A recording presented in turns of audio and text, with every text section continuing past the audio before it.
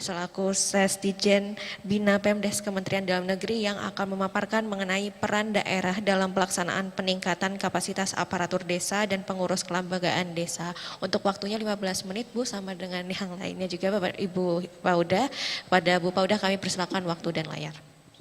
Assalamualaikum warahmatullahi wabarakatuh. Selamat sore, salam sejahtera bagi kita sekalian. Om Swastiastu, Namo Buddhaya, salam kebajikan.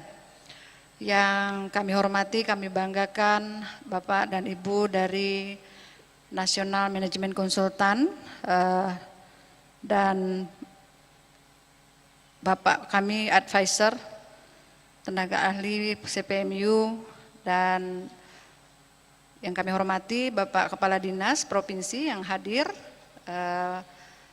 tenaga RMC, Regional Management Konsultan, dan Bapak dan Ibu sekalian, undangan peserta yang berbahagia.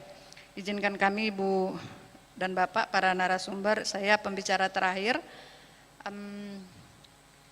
tapi cukup singkat, mudah-mudahan bisa 15 menit. Baik, materi yang dimintakan tadi sebetulnya agak lebih panjang, tapi karena ini sudah pertemuan untuk yang sekian kalinya dalam rangka kita melaksanakan persiapan untuk pelatihan tatap muka yang akan dilakukan oleh komponen 1 P3PD pada program P3PD komponen 1, yaitu Dijen Bina Pemdes. Kami di Dijen Bina Pemdes selaku sekretaris selaku Central Project Implementing Unit ini mengkoordinasikan kegiatan pada masing-masing PAU yang ada di komponen 1. Dan salah satu dari kegiatan yang kami koordinasikan adalah pelatihan peningkatan kapasitas aparatur desa dan pengurus kelembagaan yang akan dilaksanakan secara tatap muka dalam waktu dekat, dan hari ini adalah kesempatan kita semua melakukan koordinasi sekaligus mengingatkan kembali tentang tugas-tugas kita yang akan kita lalui dalam beberapa hari ke depan. Bapak dan Ibu sekalian yang kami hormati, ini memang jam kritis ini tadi disampaikan Pak Hidayat, jadi suaranya harus agak besar Pak. Pelatihan peningkatan kapasitas aparatur desa dan pengurus kelembagaan ini yang dilakukan secara tatap muka, ada 2 tujuan utama, yaitu ada yang bersifat umum, ada yang khusus. Tujuan umumnya adalah tadi disampaikan tadi pagi oleh Bapak Menteri Dalam Negeri bahwa kita sedang berupaya untuk meningkatkan kapasitas aparatur pemerintahan desa dalam rangka meningkatkan kinerja tata kelola pemerintahan untuk pencapaian hasil pelayanan yang lebih baik. Nah, ini secara umum kira-kira demikian tujuannya, dan panjang lebar tadi hampir 2 jam Bapak Menteri Dalam Negeri menyampaikan mulai dari filosofinya apa, lalu kenapa harus ada program ini. Tapi secara khusus kita menspesifikkan untuk bisa dianggap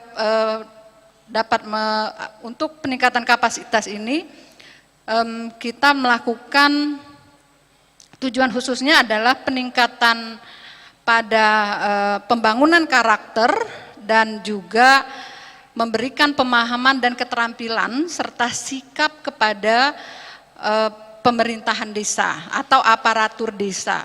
Kita menyebutnya lebih familiar aparatur desa karena di dalam aparatur desa itu tidak hanya kepala desa, tetapi ada selain kepala desa ada sekretaris desa, ada perangkat, ada juga BPD, dan juga ada lembaga kemasyarakatan desa di mana ada Posyandu dan PKK, ada LPM dan lain-lain. Tujuan khusus lainnya adalah bagaimana kita berupaya mendorong peserta latih untuk melakukan tindakan dalam hal kepemimpinan yang baik. Jadi Tadi Pak Menteri sampaikan, bahkan beliau sampaikan secara teknis pemimpin yang baik itu seperti apa. Bukan hanya menjadi harus ada followernya, tetapi juga harus punya power dan harus punya konsep. Nah, mencetak ini ternyata tidak gampang. Oleh karena itu diperlukan pelatihan yang masif, yang tentu saja untuk punya follower yang baik, perangkatnya harus dilatih untuk bisa mendapatkan power yang bagus, kepemimpinan yang bagus, kepala desanya juga harus dilatih. Inilah tujuan umum dan tujuan khusus yang akan kita laksanakan di dalam peningkatan kapasitas aparatur desa. Untuk peningkatan kapasitas aparatur desa sendiri pada tahun 2023 kita akan mentreatment pada 33.000 desa, ya, 33.000 desa, di mana 33.000 desa ini telah ditetapkan oleh Bapak Menteri Dalam Negeri melalui SK Direktur Jenderal Bina Pemerintahan Desa. Pada tahun ini akan dilatih pada 191 kabupaten, desa di 191 kabupaten, dan juga tambahan ada lokasi di tahun 2024 terpaksa ditarik ke tahun 2023. Kenapa? Karena untuk memenuhi 33.000 desa, kita mempunyai kriteria. Yang pertama kriterianya adalah desa yang telah melaksanakan pilkades serentak tahun 2021-2022. Ternyata untuk memenuhi target ini tidak bisa dipenuhi seluruhnya di tahun 2000. Berdasarkan SK Bapak Dirjen itu tidak bisa dipenuhi seluruhnya untuk target tahun 2023, tetapi desa-desanya berada di tahun 2024. Oleh karenanya terpaksa kita tarik ke tahun 2023. Totalnya ada sekitar untuk total keseluruhan untuk kabupaten kotanya ini ada 257 kabupaten kota. Namun memang dari target 250 yang ditetapkan oleh Bapak Dirjen untuk kabupaten kota pelatihan untuk treatment P3PD ternyata sekali lagi hanya 191 tahun 2023 ini yang masuk. Nah, selebihnya sekitar 191 dikurang 250 sekitar 59 ya, Bu Sunu di ujung sana hafal banget nih. 59 kabupaten kota kami informasikan kepada Bapak dan Ibu dari provinsi bahwa kita akan tetap akan mentreatment kabupaten kota lokus P3PD 2023 yang sebanyak 59. Hanya saja mungkin mekanismenya tidak sama dengan mekanisme yang ada sekarang, karena mekanisme yang ada sekarang kita menggunakan jasa IO untuk pelaksanaan pelatihannya. Nanti kita akan lihat jumlahnya seperti apa. Tadi sudah disampaikan oleh Pak Nur Hidayat mekanisme pembiayaan, penggunaan dana dan lain-lain. Nah, ini kita akan coba pelajari untuk treatment yang 59 kabupaten kota. Lalu berikutnya pada tahun 2023 ini jumlah pesertanya kali lagi ada dari 33.458 desa, pesertanya itu ada 131 orang dengan jumlah desa yang akan kita treatment dan jenis pelatihannya tadi kami sesuaikan dengan kriteria. Untuk pelatihan aparatur desa itu ada di 8.895 desa, lalu ada pelatihan penguatan BPD, ini 7.000 desa, pelatihan untuk PKK 3.000 desa, lalu pelatihan penguatan posyandu 2.000 desa, pelatihan LKD 2.000, pelatihan penguatan kerjasama ini 2.000 desa, lalu batas desa ini ada 6.000 dan ada pelatihan penerapan Siskudes itu 1.000 desa. Di mana masing-masing unsur pesertanya pada masing-masing ini kurang lebih 4 orang. ada yang kades, sekdes sesuai dengan tugas pokok dan fungsi yang melekat pada jenis pelatihan yang ada di desa. Jadi pesertanya tidak selalu ada sekdes, ada kades, tetapi juga ada LPM, ada juga posyandu dan lain-lain. Jumlah kelas dan pelatih serta narasumber yang dibutuhkan untuk pelatihan aparatur desa ini kurang lebih kelasnya ada 1.112, jumlah minggu per kelas, ya, jumlah kelas per minggu, maaf, ini 112 ya, 111, lalu durasinya ini 9 minggu, pelatihnya 2.224, narasumbernya 2.224, 2 orang pelatih per kelas. Lalu ada pelatihan penguatan BPD, ini kelasnya berjumlah 917 kelas, kelas per minggunya adalah 92 kelas per minggu. Durasi pelatihan ini 9 minggu, pelatihnya dibutuhkan 1.834 orang, demikian juga dengan narasumber. Lalu ada pelatihan penguatan PKK, ini terdiri dari pesertanya 12.360 orang, jadi total untuk peserta itu 131.610, ini dibagi 30 orang per kelas, 32 orang per kelas, ya. Sehingga PKK misalkan 12.360 peserta dibagi 32 orang per kelas, dapatnya 344 kelas. Kelas per minggunya 38, durasi waktu pelatihan 9 minggu, pelatihnya 688, jumlah narasumber juga 688. Lalu pelatihan penguatan posyandu, kelasnya ada di 386, durasi kelas per minggu, kelas per minggunya ada 39, durasi pelatihannya adalah 9 minggu, lalu pelatihnya 772, narasumber juga demikian. Lalu pelatihan LKD ini sebanyak 258 kelas, kelas per minggunya 32 kelas per minggu, durasi pelatihannya adalah 8 minggu, total pelatih 516, narasumber juga sama. Lalu pelatihan penguatan kerjasama, ini ada 273 kelas, kelas per minggunya 35, durasi pelatihannya 8 minggu, pelatihnya kerjasama 546, narasumber sama. Lalu pelatihan atau bintek penerapan aplikasi pengelolaan keuangan desa, ini kelasnya 69, kelas per minggunya 11, kelas per minggu, lalu durasinya 6 minggu, pelatihnya 138 dan narasumber 138.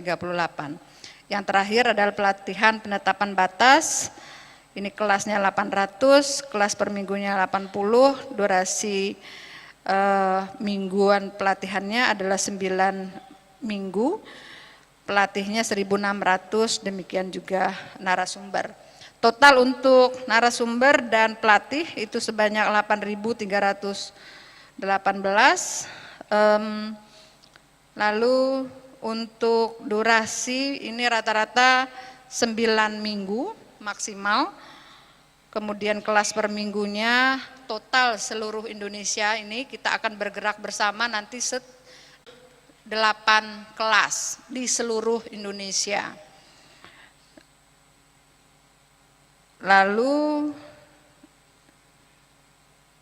ya per minggunya 438, tapi total keseluruhan kelas selama pelatihan itu 4.159 9 kelas dengan peserta tadi 131.610 orang. Jenis pelatihan dan materi tematik tadi telah kami sampaikan ada 8 jenis pelatihan. Next slide saja.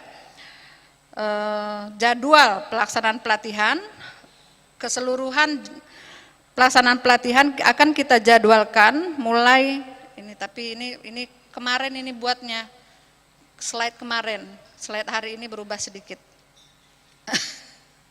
Hari ini karena kita berharap ini kita sudah bisa minggu ini berkontrak dengan perusahaan EO. Kalau ini dilaksanakan pada Jumat ini, maka memang kita optimis sebetulnya di minggu pertama September awalnya. Tapi kalau belum, mungkin mundur lagi 1 minggu. Tapi maksimal, karena tadi disampaikan oleh Pak Menteri, dengan siklus pemilu yang akan dilaksanakan di Indonesia, itu kita tanggal 20 November sudah tidak boleh lagi ada pelatihan. Tidak boleh mengumpulkan massa. Sehingga kalau kita lihat dari jadwal pelaksanaan ini November minggu pertama, tanggal 20 November itu masih ada di November minggu kedua. Jadi kita masih punya spare waktu untuk mundur 1 minggu dari sekarang. Tapi ini adalah yang harus betul-betul kita laksanakan. Kalau ini kita berubah lagi, ya sudah habislah kita semua itu. Termasuk bapak-bapak di provinsi ini, saya mohon sekali bantuan dari teman-teman di provinsi. Ya, jadi secara keseluruhan jenis pelatihan untuk pelatihan tatap muka yang ada di komponen 1 pada tahun 2023 kita akan melaksanakan 8 jenis pelatihan.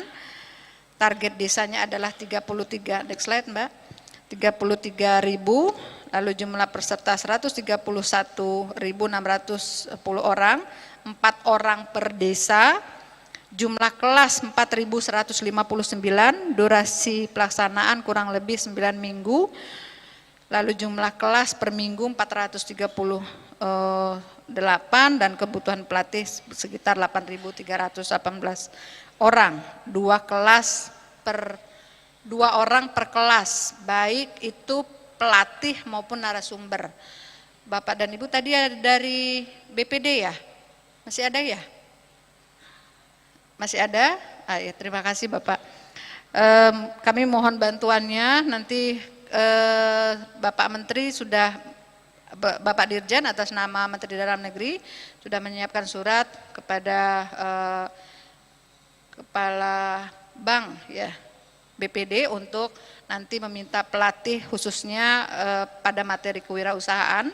Mohon kami dibantu karena pelatihan untuk materi untuk pelatihan kewirausahaan adalah materi yang menjadi materi inti. Nah, jadi ada 2 materi inti untuk pelatihan ini untuk narasumber, yaitu leadership dan kewirausahaan. Kami berharap sekali lagi kepada BPD untuk kiranya berkenan mensupport kami dalam mensukseskan pelaksanaan pelatihan ini. Yang berikutnya ketersediaan, saat ini ketersediaan pelatih, kami informasikan dalam forum ini bahwa kita telah melakukan refreshment terhadap 292 orang pelatih dan 282 dinyatakan kompeten, 10-nya tidak kompeten. Lalu hasil TOT PAD ini 1.200 orang, TOT BPD 234 orang, TOT penetapan batas 480 orang, dan pelatih. Nah ini mohon teman-teman RMC, pasti teman-teman RMC ini saya nggak mau menyebutnya cadangan, tapi ya memang kenyataannya demikian. Jadi mohon maaf kalau pas memang nggak ada di satu tempat itu pelatih, maka yang harus maju duluan adalah teman-teman RMC. Oleh karena itu saya nggak tahu, saya nggak ingin nunjuk siapa ahlinya yang mana gitu. Tapi yang pasti setiap RMC pasti ahli-ahli dan ya kalau kurang pelatih di provinsi itu maka mau ahli kelembagaan, mau ahli MAS, mau ahli perencanaan, ayo maju sebagai pelatih. Intinya kita mohon disupport untuk kekurangan pelatih yang akan mungkin terjadi di provinsi, kita mohon bantuan dari RMC. Lalu berikutnya kita sedang menyiapkan panduan pelatihan. Nah ini secara khusus memang kami telah membagi untuk peran kita masing-masing, baik peran dinas provinsi, lalu ada peran dinas kabupaten, dan juga peran RMC, dan berikutnya peran EO. Mungkin nanti karena forum ini saya rasa ini kemarin kita sudah dahului untuk di Discovery, pasti Bapak dan Ibu juga sudah mendapatkan materi dan sudah memberikan masukan juga untuk pelaksanaan pelatihan ke depan. Setelah berkontrak dengan perusahaan maka secara khusus memang kita akan simulasi lagi nanti teknisnya seperti apa, tapi paling tidak hari ini Bapak dan Ibu sudah terinformasi bahwa ini akan betul-betul terjadi gitu ya, terjadi pelatihannya akan dilaksanakan, jadi mohon kita sama-sama bersiap diri. Saya rasa ini yang dapat kami sampaikan. Sekali lagi kami mengucapkan terima kasih kepada Bapak dan Ibu yang hadir di forum ini, dan Bapak dan Ibu NMC, RMC, BPD, lalu tenaga pelatih, provinsi, dinas, ini termasuk dinas provinsi, kami mohon, saya nggak mau nyebut Pak Kepala Dinas Cadangan nanti tersinggung, tapi pada kenyataannya Pak Kadis kalau nggak ada narasumber, nah ini saya mohon sekali nih Pak Kadis provinsi berkenan untuk membantu kami nanti dalam memberikan materi pada peserta, karena walaupun kita sudah susun rapi sedemikian detail, kita tidak tahu apa yang terjadi di lapangan, karena ini pergerakannya sangat masif, di samping memang kita waktunya yang sangat pendek. Oleh karena itu ya mohon kesediaan dari semua pihak, dari Dinas PMD Provinsi, RMC, pelatih, dan juga dinas kabupaten yang memang sudah juga mendapatkan pelatihan untuk kiranya ikut berpartisipasi dan menyiapkan segala sesuatu untuk menjadi pelatih. Demikian Bapak dan Ibu yang dapat kami sampaikan. Kami akhiri billahi taufiq wal hidayah. Wassalamualaikum warahmatullahi wabarakatuh. Selamat sore, Om Santi Santi Santi Om.